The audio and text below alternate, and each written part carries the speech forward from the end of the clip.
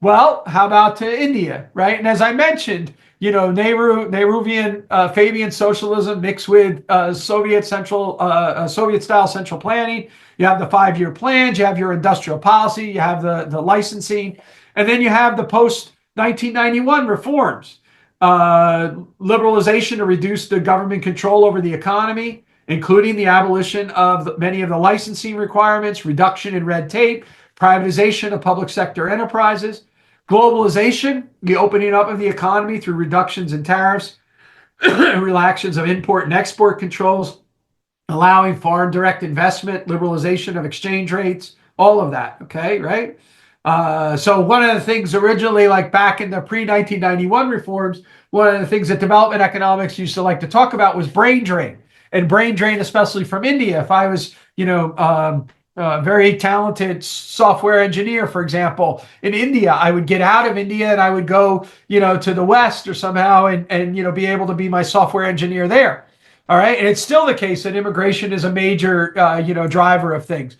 But at the same time, after 1991, people were able to develop those industries at home, right? And talent pool was allocated that way. So it's not like just that the talent rich people that stay back in India going to become customs officers, right? That used to be a big appointment. They are a customs officer. Why? Because you could get bribes.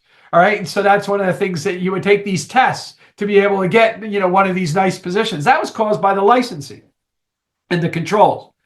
And then finally, the reforms that took place in the monetary, fiscal system, and financial sector, all post 1991. These are all related to the issues having to do with the difficulties of socialist economic planning.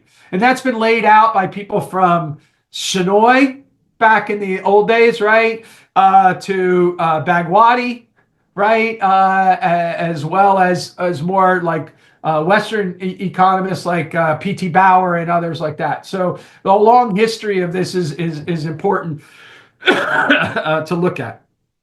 Sen, who's a genius, by the way, right? So Sen, none of these people are dumb. They're geniuses, which make their argument all that much stronger.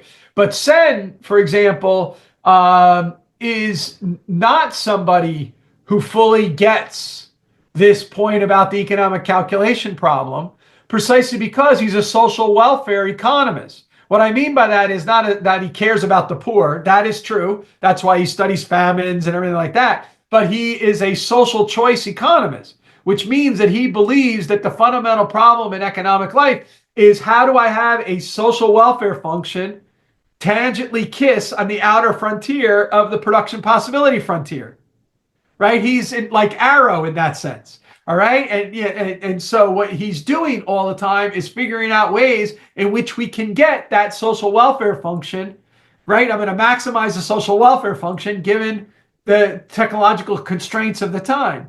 And so that's his mental framework in which he sees the world. That's not like Hayek, who says there is no stable social welfare function because there is no society choosing. Right? All there is individuals choosing, and all those individuals have different values and ends. And so we can't have an end-related system, right? Where you just have one end and then you do, right? What we have is a means-related interaction. So what we do is we interact with one another with all our different ends. We're living a pluralistic market society. That's why it's called the catalaxy. What we deal with is that we recognize stability of possession, transference only by consent, and the keeping of promises. So we are means related, not ends related. All right. Sen is an ends related thinker. That's one way to think about that. Genius, one of the smartest men to ever practice economics.